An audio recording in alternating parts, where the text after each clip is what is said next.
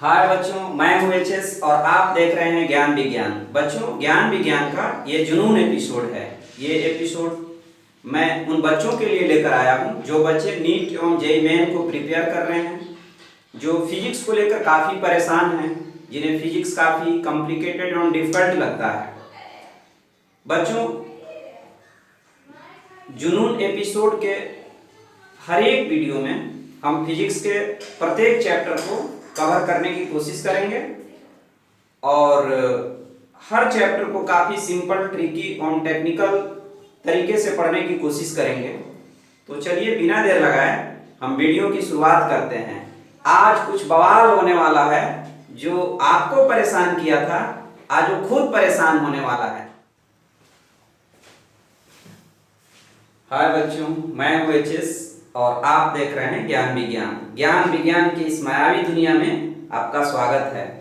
बच्चों, जैसा कि आप सभी जानते हैं, ज्ञान विज्ञान का ये जुनून एपिसोड है और इस एपिसोड के प्रत्येक वीडियो में मैं फिजिक्स के प्रत्येक चैप्टर को काफ़ी सिंपल, ट्रिकी और टेक्निकल तरीके से रैप अप करने का कोशिश किया हूँ। तो चलिए बिना देर लगाए हम वीडियो की शुरुआत करते हैं। आज फिजिक्स में कुछ बवाल होने वाला है, जो आपको परेशान किया था आज वो खुद परेशान होने वाला है। इसी के साथ हम चैप्टर का शुरुआत करते हैं। आज का हमारा चैप्टर फ्रिक्शन होगा। बच्चों, फ्रिक्शन एक टेंजेंशियल फोर्स है जो दो रफ सरफेस के बीच एक्टिव होता है जब वे सरफेस आपस में रिलेटिव मोशन बनाना चाहते हैं। तो इस तरह से फ्रिक्शन को हम पहले डिफाइन कर लेते हैं कि friction is a tangential force. ये सरफेस के टेंजेंशियल एक्ट करता है। Friction is a tangential force which acts between two rough surfaces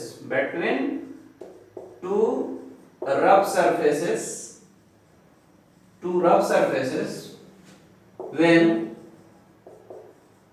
they try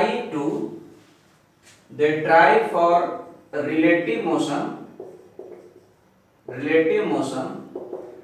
or they are in a state of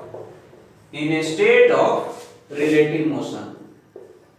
वे या तो रिलेटिव मोशन में हो या फिर रिलेटिव मोशन करने की कोशिश कर रहे होंगे। अगर दो रफ सरफेस तो उनके बीच लगने वाला टेंजेंशियल फोर्स जो दोनों के रिलेटिव मोशन को अपोज करेगा, that is called friction force.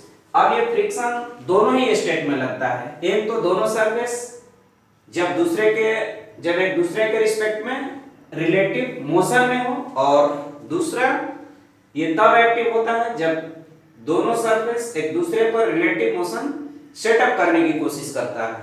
तो इस तरह से हम फ्रिक्शन को दो पार्ट में डिवाइड करेंगे। जब दोनों सरफेस एक दूसरे पर स्लाइड कर रहे होंगे, जब दोनों सरफेस एक दूसरे पर रिलेटिव मोशन कर रहे होंगे, तो वैसे उस केस में जो फ्रिक्शन लगता है उस फ्रिक्शन को हम काइनेटिक फ्रिक्शन बोलते हैं। और जब दोनों सरफेस एक दूसरे के रिस्पेक्ट में रेस्ट में हो बट रिलेटिव मोशन सेटअप करने की कोशिश कर रहा होगा, तो उस केस में जो फ्रिक्शन लगता है उसको हम स्टैटिक फ्रिक्शन बोलते हैं। तो चलिए हम पहले टाइप ऑफ फ्रिक्शन पढ़ते हैं। तो फ्रिक्शन टू टाइप्स का होता है। तो अब आप लिख सकते हैं यहां पर टाइप ऑफ फ्रिक्शन। तो फ्रिक्शन का दो टाइप होता है। एक को मैं लिख रहा हूं इधर स्टैटिक फ्रिक्शन, ये स्टैटिक फ्रिक्शन होगा, और दूसरा टाइप है काइनेटिक फ्रिक्शन, और इसी को बोलते हैं स्लाइडिंग फ्रिक्शन। ये स्लाइडिंग फ्रिक्शन। तो सबसे पहले हम स्टैटिक फ्रिक्शन के बारे में पढ़ते हैं। ये स्टैटिक फ्रिक्शन तब एक्टिव होता है जब दोनों सरफेस एक दूसरे पर रिलेटिव मोशन सेटअप करने की कोशिश करता हो। एक्चुअली दोनों में मोशन ना हो बट रिलेटिव मोशन करने की कोशिश कर रहा हो। फॉर एग्जांपल, जैसे मान लीजिए कि ये एक ब्लॉक है और ये ऐसे रफ सरफेस पर रखी हुई है। तो जब ये रखी हुई है तब तक तो कोई कोशिश नहीं है दोनों के बीच रिलेटिव मोशन का, लेकिन जब हम इस पर फोर्स लगाते हैं, जैसे मान लो आप 1 न्यूटन का फोर्स लगाया ये ब्लॉक मोशन में नहीं सेटअप हो रही है। इसका मतलब ये है कि बैक साइड से फ्रिक्शन लग रहा है इस पर, क्योंकि 1 न्यूटन की फोर्स लग रहा है तो ये बैलेंस्ड है किसी न किसी फोर्स से, तो नॉर्मल ऊपर लगेगा, mg नीचे लगेगा। तो जो भी टेंजेंशियल फोर्स लग रहा होगा इसको बैलेंस करने के लिए बैक डायरेक्शन में फोर्स लग रहा होगा, वो स्टैटिक फ्रिक्शन होगा।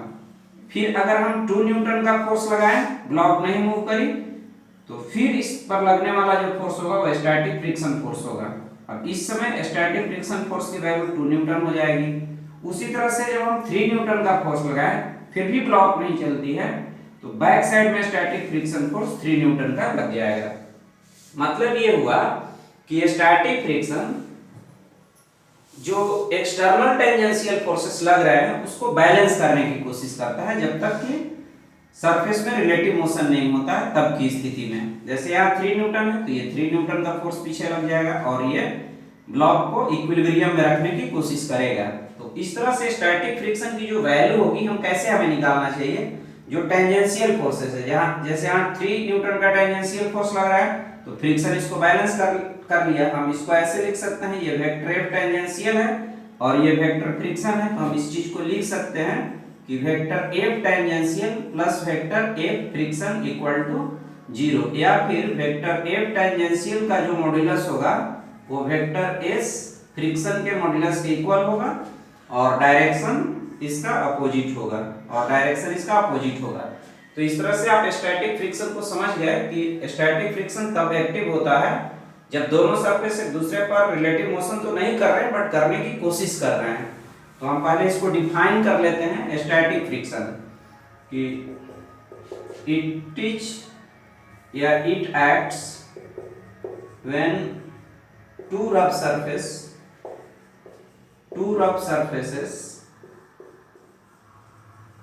are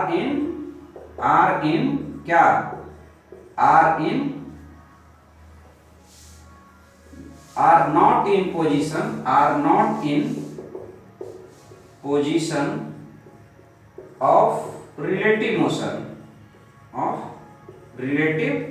motion but try for it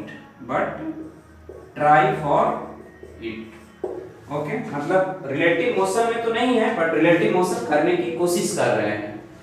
और सबसे खास बात यह है कि इसको निकालने का कोई फॉर्मूला नहीं है कि इसकी कोई फिक्स वैल्यू होती है। It has no fixed value, इसका कुछ फिक्स्ड वैल्यू नहीं होता है। It adjusts its value and direction according to situation। ये सिचुएशन के अकॉर्डिंग अपने वैल्यू और डायरेक्शन को एडजस्ट करता है, ठीक है। और ये कैसे एडजस्ट करता है, एक्चुअली जो अगर मान लो ये कोई बॉडी है और इस पर एफ टेंजेंशियल इधर लग रहा है तो फ्रिक्शन बैक डायरेक्शन में लगेगा स्टैटिक फ्रिक्शन, और ये ऐसा लगेगा कि टेंजेंशियल फोर्स को फ्रिक्शन बैलेंस कर लेगा। एक्चुअली वी कैन राइट कि एफ टेंजेंशियल का magnitude equal to F static का magnitude and direction will B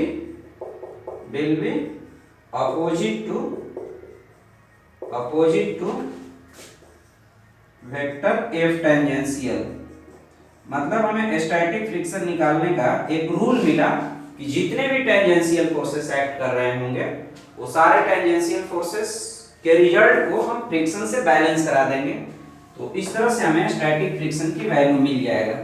लेकिन स्टैटिक फ्रिक्शन ये कब तक लगेगा, एक मैक्सिमम लिमिट तक ही लगता है। अगर मान लो आप किसी ब्लॉक पर 1 न्यूटन की फोर्स लगाया, ब्लॉक नहीं चली, तो एफ स्टैटिक की वैल्यू आप 1 न्यूटन लिखते हो। जब 2 न्यूटन की फोर्स लगाते हो, ब्लॉक नहीं चली, तो 2 न्यूटन लिखते हो। 3 न्यूटन का फोर्स लगाया, ब्लॉक नहीं चली, तो आप 3 न्यूटन लिखते हो।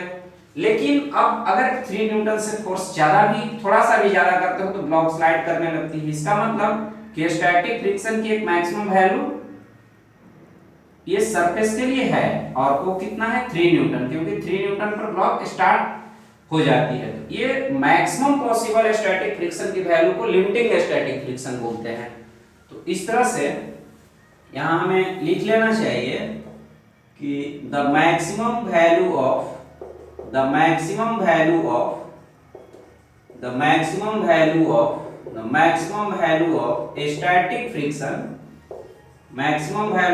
static friction is called limiting friction,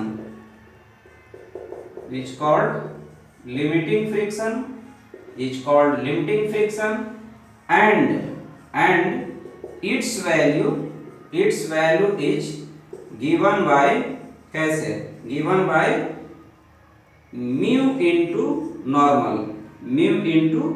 normal. तो एक का लिमिटिंग वैल्यू होता है वो म्यू इंटू नॉर्मल के बराबर होता है।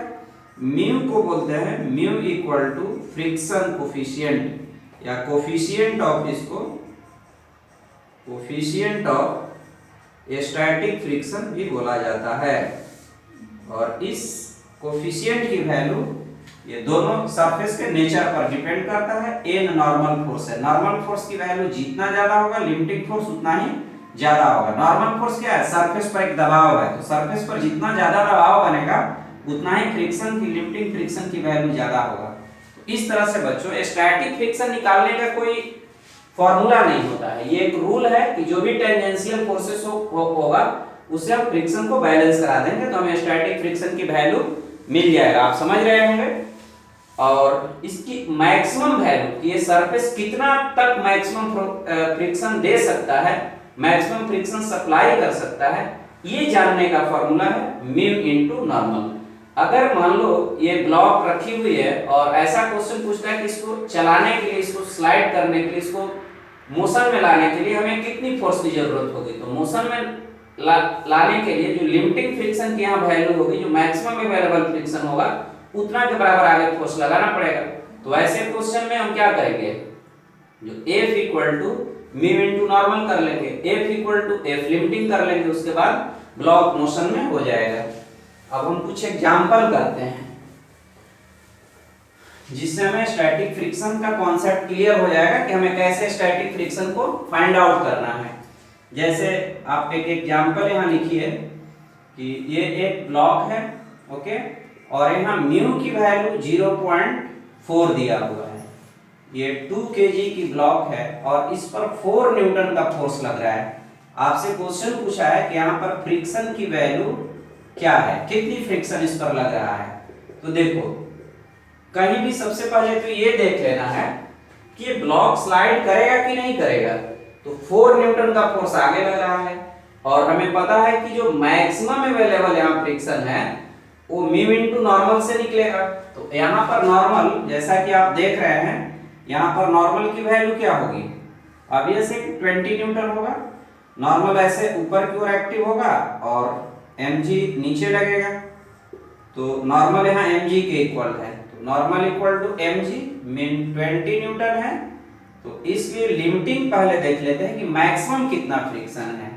तो वो म्यू इनटू नॉर्मल से मिलेगा, म्यू का वैल्यू 0.4 और नॉर्मल का वैल्यू 20, तो 8 न्यूटन है। मतलब इस पर 1 न्यूटन लगाएंगे तो नहीं चलेगा, 2 न्यूटन पर नहीं चलेगा, 3 पर नहीं चलेगा, 4 पर नहीं चलेगा, 5 पर नहीं चलेगा। जब 8 लगाएंगे तो ये चलने का शुरुआत करेगा। यहाँ 4 न्यूटन लग रहा है, मतलब ये ब्लॉक चल नहीं रही है, मतलब ब्लॉक स्टैटिक कंडीशन में है। और स्टैटिक कंडीशन में हम कैसे निकालते हैं फ्रिक्शन की वैल्यू, ये 4 को स्टैटिक फ्रिक्शन बैलेंस किया होगा। तो F लिमिटिंग यहाँ पर 8 न्यूटन है और F टेंजेंशियल इसको लिखिए, ये लेस देन है किससे, F लिमिटिंग से। So block will not move, block motion नहीं करेगा। So F static equal to F tangential equal to 4 newton, यानी इस पर 4 न्यूटन की फोर्स लगेगा। ये स्टैटिक फ्रिक्शन फोर्स 4 न्यूटन का लगेगा। अब इसी तरह से एक और एग्जांपल करते हैं।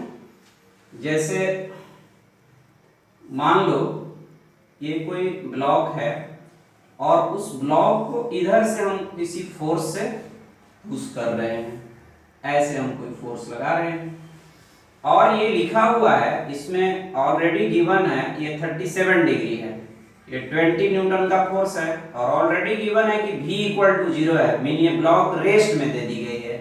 यहाँ म्यू का वैल्यू नहीं दिया हुआ है, ब्लॉक रेस्ट में है, तो हम क्या करेंगे, क्योंकि ब्लॉक रेस्ट में है इसका मतलब ये ब्लॉक चल नहीं रही है।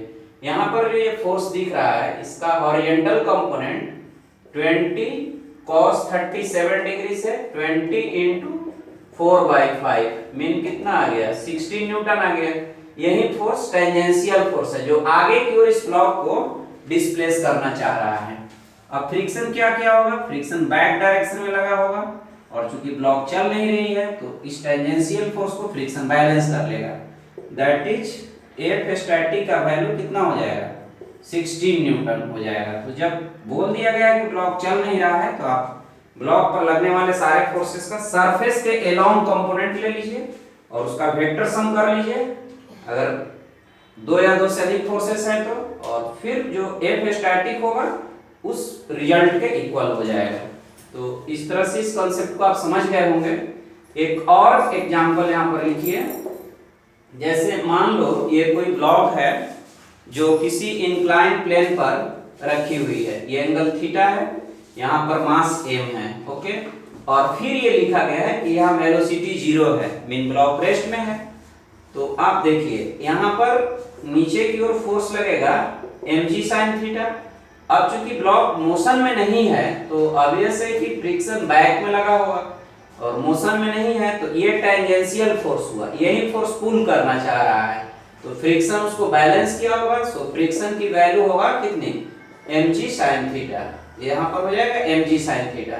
कभी कभी बच्चे क्या करते हैं कि यहाँ पर म्यू की वैल्यू देखते ही यहाँ नॉर्मल निकालेंगे, जैसे इधर की ओर mg cos थीटा लगेगा और नॉर्मल ऊपर की ओर लगेगा, तो नॉर्मल की वैल्यू लिख लेते हैं कितना, क्योंकि नॉर्मल और mg cos थीटा एक दूसरे को बैलेंस किए रहते हैं, तो नॉर्मल इक्वल टू लिखते हैं mg cos थीटा और फिर फ्रिक्शन लिख लेते हैं mu into normal, mu into mg cos theta. तो आप ऐसी गलती न करना बच्चों, ये म्यू इनटू नॉर्मल जो होता है वो मैक्सिमम फ्रिक्शन की वैल्यू है, ये मैक्सिमम फ्रिक्शन की वैल्यू है। बस ये तो ये सिर्फ ये चेक करने के लिए होता है कि मैक्सिमम फ्रिक्शन कितना लग सकता है ना, मैक्सिमम फ्रिक्शन कितना लग सकता है, ये इसको चेक करने के लिए है, ना कि ये बताने के लिए कि एक्चुअल फ्रिक्शन कितना वहां पर एक्टिव है। तो इस तरह से ये स्टैटिक फ्रिक्शन में हमें क्या देखना होगा कि जो भी टेंजेंशियल फोर्सेस होगा उसको स्टैटिक फ्रिक्शन बैलेंस करेगा। एक और क्वेश्चन करते हैं, जैसे मान लो कि ये एक ब्लॉक है, ठीक है, और इस पर एक फोर्स ऐसे इस डायरेक्शन में लग रहा है ना, और एक फोर्स इधर की ओर लग रहा है, एक फोर्स ऐसे लग रहा है, और फिर लिखा हुआ है कि मोशन में नहीं है, यहाँ म्यू वगैरह नहीं दिया गया, बस ये लिख दिया गया कि इसमें वेलोसिटी नहीं है, और यहाँ पर 45 डिग्री का एंगल है, 10√2 न्यूटन का ये फोर्स लग रहा है, ये 20 न्यूटन का फोर्स है, और यहाँ पर डिग्री 37 डिग्री है, ये 2 न्यूटन का फोर्स है, और इधर से भी एक 10 न्यूटन का फोर्स एक्टिव है, ओके। अब आपका क्वेश्चन ये है कि इस पर लगने वाले फ्रिक्शन की वैल्यू क्या है। तो आप देखो यहाँ पर लिखा हुआ है कि वेलोसिटी 0 है, और ये देखते ही आपको समझ जाना चाहिए कि हमें स्टैटिक फ्रिक्शन यहाँ लिखना होगा, और स्टैटिक फ्रिक्शन की वैल्यू हम कितना लिखते हैं, जितना सारे टेंजेंशियल फोर्सेस का रिजल्टेंट होगा। तो आप देख रहे हैं कि इस फोर्स का, क्योंकि ये 10√2 है, तो यहाँ पर 10√2 cos 45 डिग्री लिखोगे तो 10√2 इंटू 1/√2 लिखने से ये 10 हो जाएगा, और इसका टेंजेंशियल कंपोनेंट आप बहुत दिनों से कर रहे हैं, तो 20 cos 37 डिग्री, तो 20 इंटू 4/5 4 टाइम्स मीन 16 न्यूटन आ गया, तो ये 16 हो गया, ये 10 हो गया। 10 इधर एक अपोज कर रहा है, 2 इससे आगे की ओर पुश कर रहा है, तो पहले F टेंजेंशियल का रिजल्ट मैं लिख रहा हूं, 16 + 2 + 10 - 10, ये कैंसिल हो गया, ये 18 न्यूटन हुआ, इसलिए F static equal to F tangential equal to 80 newton हो जाएगा, और इसका डायरेक्शन जो क्योंकि रिजल्ट आगे की ओर लग रहा है तो F स्टैटिक पीछे की ओर लग जाएगा। तो इस तरह से जहां पर वेलोसिटी नहीं दिया होगा तो वैसे क्वेश्चन को हम ऐसे ही सॉल्व करेंगे। अब बच्चों अब हम लोग लिखते हैं रिएक्शन फोर्स। देखिए रिएक्शन फोर्स, रिएक्शन फोर्स, ये रिएक्शन फोर्स क्या होता है? आप देख रहे हैं कि किसी रफ सरफेस पर हम किसी ऑब्जेक्ट को रखेंगे तो नॉर्मल तो ये लगाएगा ही, जब रिलेटिव मोशन होने की टेंडेंसी होगा या फिर करेगा तो फ्रिक्शन रिएक्टिव होगा। तो इस तरह से रफ सरफेस हॉरिजॉन्टल में फोर्स लगा सकता है और अपने परपेंडिकुलर भी लगा सकता है। तो रफ सरफेस का जो रिजल्टेंट फोर्स होता है ना, उसी को बोलते हैं रिएक्शन फोर्स। तो ये मान लो फ्रिक्शन फोर्स है, ये नॉर्मल फोर्स है, इस दोनों का रिजल्ट जो होगा ये फ्रिक्शन फोर्स है और ये नॉर्मल। तो यहाँ पर ले जाकर के वेक्टर सम कराएंगे तो ये रिजल्टेंट फोर्स होगा, इसी को हम रिएक्शन फोर्स बोलते हैं। मतलब रिएक्शन फोर्स क्या होगा? It is the result of friction and normal force adjusted by a rough surface. Reaction force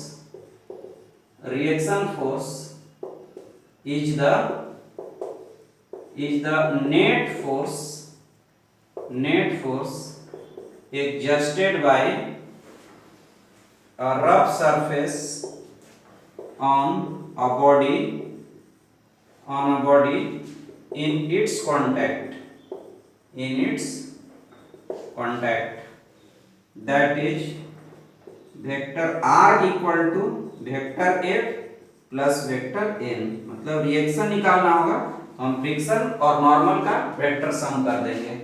mean इसकी मैग्नीट्यूड निकालनी होगी तो फ्रिक्शन का स्क्वायर करेंगे, नॉर्मल का स्क्वायर और उसका स्क्वायर हम कर देंगे। और ये जो एंगल थीटा आप देख रहे हैं, ये जो थीटा है इसको एंगल ऑफ फ्रिक्शन बोलते हैं।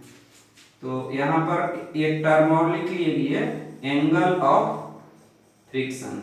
एंगल ऑफ फ्रिक्शन ये क्या होता है? Angle made by reaction force with normal. और फ्रॉम फिगर आप देख रहे होंगे, tan थीटा इक्वल टू आप क्या लिखेंगे? फ्रिक्शन बाय नॉर्मल, या फिर implying theta equal to tan inverse friction by normal. तो इस तरह से जब आप फ्रिक्शन की पता कर लेते हैं, नॉर्मल तो पता कर ही लेंगे, तो प्रॉब्लम में रिएक्शन टोटल नेट फोर्स पूछता है, कभी कभी ये एंगल ऑफ फ्रिक्शन पूछता है। तो एंगल ऑफ फ्रिक्शन नॉर्मल से जो रिएक्शन फोर्स एंगल बनाता है that is called angle of friction. और फिगर से क्लियर है कि एंगल ऑफ फ्रिक्शन होगा tan theta equal to friction by normal. Friction की जो वैल्यू होगा उसको न्यूमरेटर में रखेंगे और नॉर्मल की वैल्यू को डिनोमिनेटर में रखेंगे, उसके बाद सॉल्व करेंगे तो हमें tan थीटा की वैल्यू मिल जाएगी। इसको हम क्लियर करते हैं एक एग्जांपल के थ्रू। तो चलिए एक एग्जांपल लिखते हैं। जैसे आप इस क्वेश्चन को देखिए, ये मान लो ये एक ब्लॉक है और इस पर 4 न्यूटन का एक फोर्स लग रहा है, वेलोसिटी 0 है और ये 0.3 kg की एक ब्लॉक है, वेलोसिटी 0 है। तो ये इंश्योर करता है कि स्टैटिक फ्रिक्शन की वैल्यू 4 न्यूटन हो गई और नॉर्मल ऊपर एंड mg नीचे। तो 0.3 × 10 मीन 3 न्यूटन नीचे। आपका क्वेश्चन है कि ये रिएक्शन क्या है और फिर एंगल ऑफ फ्रिक्शन थीटा क्या है। तो आगे सर ये 4 न्यूटन भी ये सरफेस लगाया और नॉर्मल जो एडजस्ट हुआ है 3 न्यूटन को भी ये सरफेस लगाया। तो इसलिए हम लिख सकते हैं reaction equal to friction plus normal का वेक्टर सम होगा। आप दिखा सकते हैं ये नॉर्मल हो गया और नॉर्मल का वैल्यू कितना है बताओ? 3 न्यूटन ना, और फ्रिक्शन की वैल्यू कितना है बाबू? ये है 4 न्यूटन। इन दोनों का रिजल्ट निकाल लेना है, ये फ्रिक्शन है और ये नॉर्मल है। तो ये रिएक्शन हो गया और इस एंगल को angle of friction, normal direction से जो ये एंगल बनता है उसको बोलते हैं। तो इसकी मॉड्यूलस हो जाएगी, क्योंकि दोनों आपस में परपेंडिकुलर होते हैं, तो 3a² एंड 4a² का रूट 9 प्लस 16 का रूट ये 25 का रूट ये 5 न्यूटन हो जाएगा।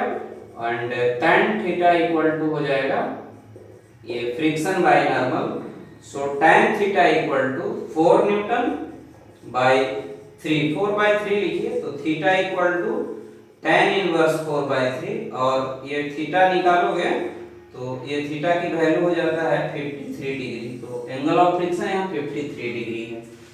फिर एक दूसरा एग्जांपल लेते हैं,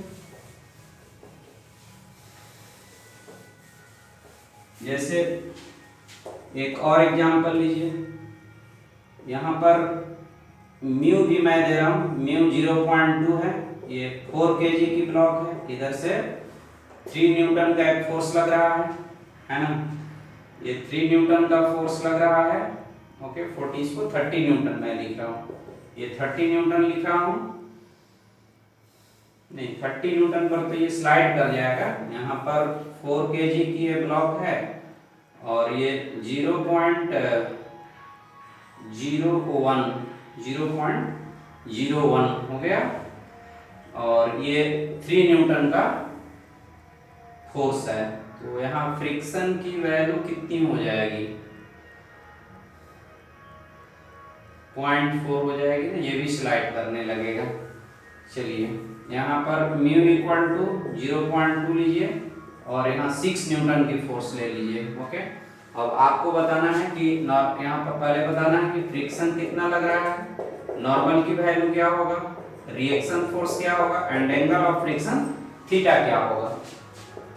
तो देखिए सबसे पहले तो ये आपको देखना होगा ऐसे केस में जहां म्यू दे दिया हो कि ब्लॉक मोशन में हो पाएगा कि नहीं हो पाएगा। तो यहाँ पर जो फ्रिक्शन लगेगा म्यू इनटू नॉर्मल से निकालिए, तो पहले एफ लिमिटिंग लिख करके चेक कर लेते हैं। यहाँ पर एफ लिमिटिंग लिखिए, ये म्यू इनटू नॉर्मल होगा, म्यू 0.2 एंड नॉर्मल 4 इनटू 10 जी का mg का वैल्यू, तो ये 8 न्यूटन हो गया, और एफ टेंजेंशियल 6 न्यूटन है, तो यहाँ मोशन नहीं होगा, एफ टेंजेंशियल लेस देन है एफ लिमिटिंग से, so v equal to 0, so F static act होगा जो 6 न्यूटन को बैलेंस बस करेगा, और नॉर्मल की वैल्यू आप देख रहे हैं कि m इनटू g के इक्वल 4 इनटू 10 मीन 40 न्यूटन हो जाएगा। आपसे पूछा गया है कि रिएक्शन फोर्स क्या होगा, तो रिएक्शन का फ्रिक्शन का स्क्वायर प्लस नॉर्मल के स्क्वायर का रूट हो जाएगा, 40 स्क्वायर प्लस 6 स्क्वायर का रूट हो जाएगा, मीन इसका 1600 प्लस 36 का रूट मीन 1636 का रूट हो जाएगा। And angle of friction tan theta निकालना होगा, तो फ्रिक्शन बाय नॉर्मल करेंगे, फ्रिक्शन की वैल्यू 6 है और नॉर्मल 40 है, तो 3/20 हो जाएगा। तो सो यहाँ से tan थीटा की वैल्यू आ गया 3/20, तो थीटा आ जाएगा tan इनवर्स 3/20, यही आंसर हो जाएगा। तो इस तरह से स्टैटिक फ्रिक्शन को हमें केयरफुली देखना होता है कि सिस्टम रेस्ट में है या फिर चल रहा है। अब इसके बाद थोड़ा काइनेटिक फ्रिक्शन के बारे में भी समझ लेते हैं, उसके बाद कंबाइन क्वेश्चन करेंगे। देखिए काइनेटिक फ्रिक्शन ये तब एक्टिव होता है, it acts when two surfaces are in position of क्या रिलेटिव मोशन। जब ये दोनों आपस में एक दूसरे पर सरक रहा हो, एक दूसरे पर स्लाइड कर रहा हो, तो ऐसे केस में काइनेटिक फ्रिक्शन एक्टिव होता है। और इसकी वैल्यू जो एफ काइनेटिक होगा वो भी म्यू काइनेटिक इनटू नॉर्मल से निकालते हैं। यहाँ भी जैसे जैसे नॉर्मल फोर्स बढ़ेगा, दबाव बढ़ेगा, तो फ्रिक्शन की वैल्यू ज़्यादा होगा। और ये ब्लॉक दोनों सरफेस के बीच का एक नेचर है, कांस्टेंट है, और इसकी वैल्यू गिवन रहता है। और जो काइनेटिक फ्रिक्शन होता है ना एफ काइनेटिक, ये छोटा हो जाता है एफ लिमिटिंग से, थोड़ा छोटा होता है। जो लिमिटिंग की वैल्यू हम म्यू एस इनटू नॉर्मल से निकालते हैं उससे ये छोटा होता है। तो इसका मतलब क्या है कि म्यू के इनटू नॉर्मल छोटा होता है, ये म्यू एस इनटू नॉर्मल से, म्यू के छोटा होता है किससे, म्यू एस से। तो कभी कभी क्वेश्चन में दोनों कोएफिशिएंट्स को अलग अलग दिखाया जाता है, कभी कभी जब कुछ नहीं गिवन हो तो दोनों को एक ही वैल्यू लेकर के हम बना लेते हैं। तो चलिए इसका मतलब ये हुआ कि जब हम जैसे ये मान लो एक बॉडी है, इस पर हमने कुछ फोर्स लगाया, म्यू का वैल्यू मान लो 0.2 है और ब्लॉक 2 kg की है, हमने 1 न्यूटन लगाया, यहाँ पर मैक्सिमम अवेलेबल फ्रिक्शन 4 न्यूटन है, म्यू इंटू एम जी कीजिएगा तो म्यू 0.2 है, m2 है और g 10 है, तो यहाँ 4 न्यूटन आएगा, तो 1 न्यूटन पर नहीं चलेगी, ठीक है। फिर 2 न्यूटन हमने लगाया, 2 न्यूटन पर भी नहीं चली, फ्रिक्शन 2 न्यूटन हो गया। यहाँ ग्राफ प्लॉट कीजिए, यहाँ पर फोर्स ले लीजिए और यहाँ पर फ्रिक्शन लीजिए, तो 1 न्यूटन पर नहीं चला तो फ्रिक्शन भी 1 न्यूटन आया, 2 पर नहीं चला तो फ्रिक्शन भी 2 न्यूटन, 3 पर नहीं चला तो फ्रिक्शन भी हम 3 न्यूटन ले लिए, यहाँ गया।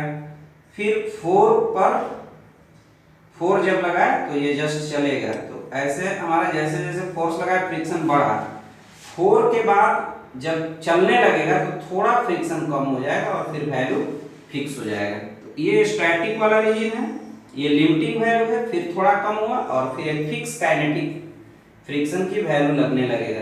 तो जब बॉडी काइनेटिक सिचुएशन में आ जाती है, जब बॉडी एक दूसरे पर स्लाइड करने लगती है, तो ऐसे केस में हमें काइनेटिक फ्रिक्शन की एक फिक्स वैल्यू देनी होगी, और जब तक स्टैटिक है तब तक हमें क्या करना होगा, तब तक जस्ट फोर्सेस को बैलेंस करके स्टैटिक फ्रिक्शन की वैल्यू निकालना होगा। तो ये फ्रिक्शन वर्सेस फोर्स ग्राफ है, इसको ध्यान से समझ लीजिए फिर से कि स्टैटिक के केस में जैसे जैसे फोर्स लगाए फ्रिक्शन बढ़ा, फिर एक मैक्सिमम वैल्यू लिया और जब चलने लगा तो थोड़ा सा कम होकर के एक फिक्स वैल्यू लिया, और उस फिक्स वैल्यू को, उस फ्रिक्शन के फिक्स वैल्यू को हम ये म्यू के इनटू एन फार्मूला से निकालते हैं। तो बस आपके पास एक स्टैटिक फ्रिक्शन निकालना है जो फोर्सेस को बैलेंस कराकर निकालना है, और जब चलने लगे तो म्यू के इनटू नॉर्मल। बस इसी थ्योरी पर हम इस पूरे चैप्टर को पढ़ लेते हैं। अब देखिए प्रॉब्लम करते हैं।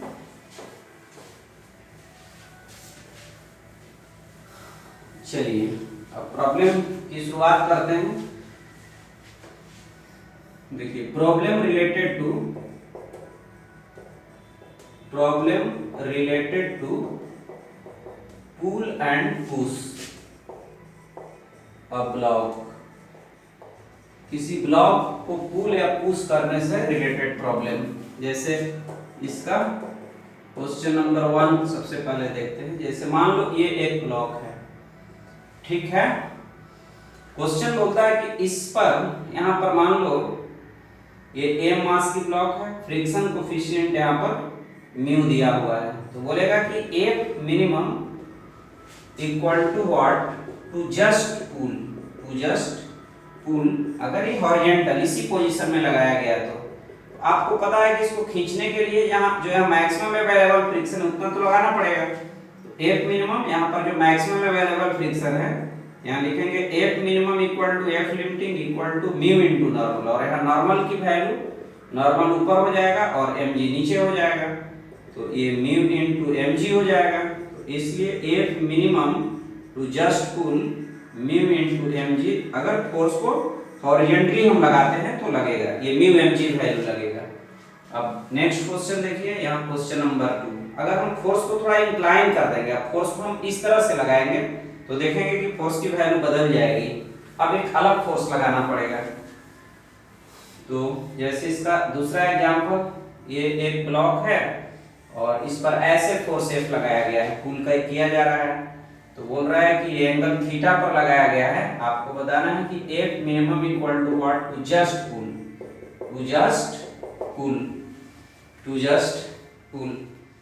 बहुत गर्मी हो रही है बच्चों।